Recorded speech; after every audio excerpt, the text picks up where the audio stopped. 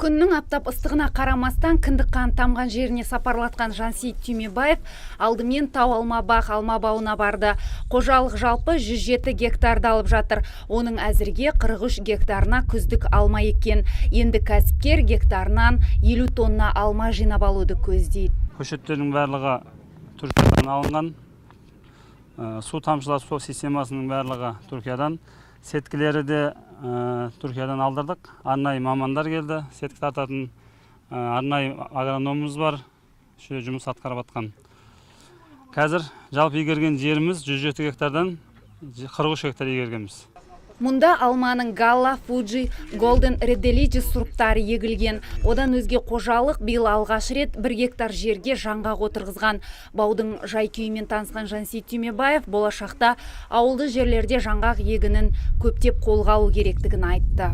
Жаңғақ көбейту керек ауылды жерлерге. Себебі жаңғаққа біріншіден оның өнімі алма мысалы 30 цент болса, жаңғақ $7 шамасында, 6-7 доллардың шамасында. Екіншіден бір еккеннен кейін 40-50 өсу керек. Кәсіпкер 18 гектар жер үшін мемлекеттен 17 миллион теңге субсидия алған, ал биыл 25 гектар жерге 60-70 миллиондай алуды жоспарлайды. Дегенмен биылдан бастап көшетке субсидияның берілмейтінін естіген қожалық министрге хат жолдаған. Алайда әлі жауап келмепті. Ардақберден, Антон Семенов, Абзал Турабек, ТВК.